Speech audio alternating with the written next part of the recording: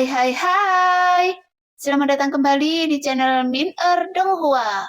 Kali ini kita akan melanjutkan cerita Donghua, Battle Troop di Heaven. Nggak pakai lama lagi, langsung aja kita ke ceritanya. Cekidot. Bagaimanapun, seluruh tim yang tak kenal takut jatuh di sini pada saat itu. Aliansi Dewa Pertarungan tidak tergoyahkan, tapi dalam sekejap mata sepertinya segalanya telah berubah. Meskipun kejadian saat itu memang membuat mereka semua tumbuh dan menjadi lebih kuat. Tapi sepertinya ketika mereka benar-benar sampai pada titik ini, saat mereka mengingat ke belakang, mereka merasa semuanya masih normal. Hanya saja bintang Homeng adalah bintang super cukup besar. Jika tidak, tiga bersaudara tidak akan menggunakannya sebagai benteng pertahanan. Tepat ketika Xiaoyan dan yang lainnya semakin dekat, semakin banyak prajurit Taisu yang berpatroli di bintang Homeng. Oleh karena itu, Xiaoyan tidak bergerak maju dengan gegabah. Lagi pula, ketiga bersaudara Tu ini seharusnya memiliki kekuatan dan reputasi mereka. Pada saat yang sama, di kota Yuan-Yuan, Tuyan akhirnya memberi arahan. Jelas dia ingin melakukan persiapan lengkap di sini dan menunggu kelompok yang menyergap ini muncul. Ini adalah konspirasi. Jadi, dalam menghadapi konspirasi tersebut, kita harus mengambil tindakan pencegahan. Sekalipun kita lebih kuat dari musuh, tapi kita juga harus memastikan strategi musuh dan tidak gegabah. Adapun Xiaoyan, dia memilih untuk mendarat dengan hati-hati, karena dia harus menyiapkan hadiah yang cukup untuk ketiga bersaudara ini. Dan hadiah itu harus dipersiapkan dengan baik.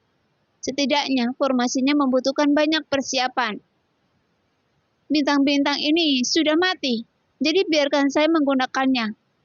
Bersamaan dengan teratai api murka Buddha milik saya, jika dikombinasikan dengan teknik terlarang goyan, seharusnya sudah cukup untuk membuat bintang yang mati ini meledak.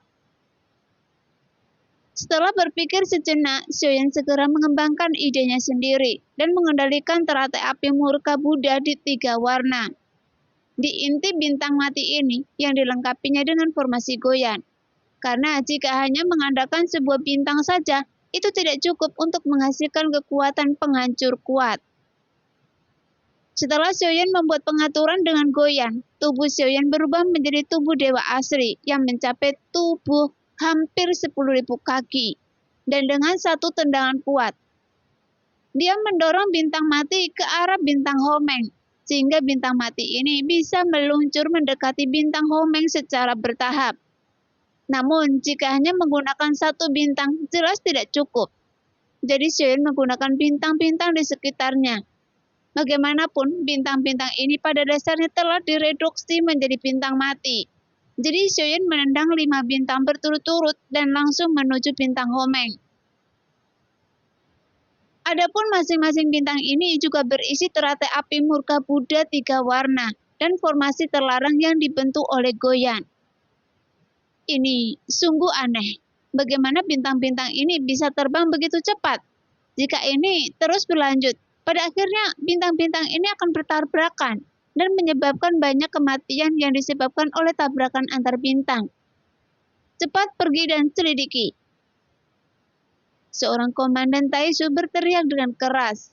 Bagaimanapun bintang-bintang terbang ini sangat besar dan mencolok, sehingga sulit untuk tidak diperhatikan oleh prajurit Taisu. Tidak ada yang aneh dengan bintang-bintang ini, itu hanyalah beberapa bintang mati. Jawab prajurit Taisu yang menyelidiki bintang tersebut. Adapun 50.000 dewa abadi semuanya telah berkumpul dan menyapu ke arah bintang Homeng. Dan Xiaoyan memerintahkan tim yang terdiri dari 100 orang untuk membentuk tim yang terdiri dari 1.000 orang. Dan mereka telah mendekat. Namun dengan ribuan orang yang mendekat, jelas mustahil untuk menyembunyikan diri dari Taisu. Dan mereka akan memulai perang cepat atau lambat. Namun ketika para dewa abadi berkumpul, maka segalanya menjadi sangat sulit. Dan Taisu harus menggunakan kekuatan untuk menyelesaikannya. Apa yang terjadi? Bagaimana bisa ada begitu banyak dewa abadi yang tiba-tiba muncul? Kata Tuyan sambil melutkan kening. Tapi dia tidak mengirim Tuya dan Tuseng. Setelah rencana memancing harimau menjauh dari gunung, jangan melebih-lebihkan kemampuan diri sendiri. Tuyan segera menyadari bahwa pasti ada alasan mengapa sejumlah besar orang tiba-tiba muncul. Saudaraku, apa yang harus kita sekarang ada laporan serangan musuh. Jika kita bertiga terus tinggal di sini, saya khawatir prajurit kita tidak akan bisa bertahan. Tuya berkata dengan gugup. Segera perintahkan seluruh komandan Taisu untuk kembali ke Bintang Homeng untuk melihat keseluruhan situasi pertempuran dengan jelas. Saya menduga mereka ingin mengganggu situasi pertempuran di kehampaan Laut Timur untuk mengalahkan prajurit Taisu saya satu persatu. Jika mereka semua kembali garis depan, kita akan mulai dengan pemulihan. Jika Yang Mulia mengetahuinya, dia pasti akan menyalahkan kita bertiga. Tuyan tampak khawatir dengan situasi saat ini. Karena pengaturannya sudah dibuat, pasti sudah dipertimbangkan dengan cermat oleh Yang Mulia. Jadi, Anda tidak perlu khawatir.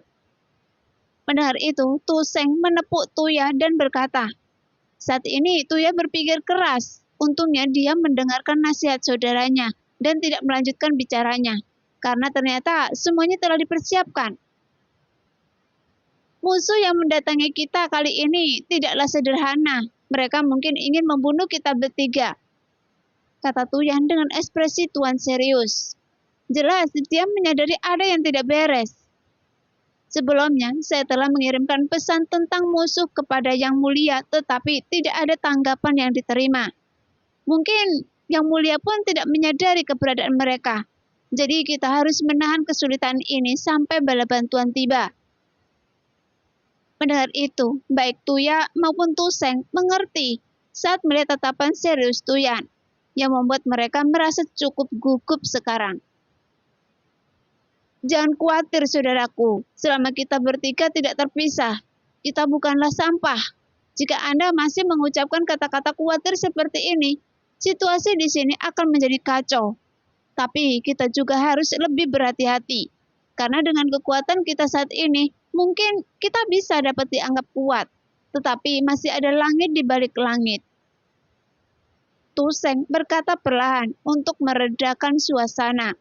Kemudian mereka bertiga juga bersiap untuk membereskan semuanya. Namun Tuya menggaruk kepalanya dengan jujur.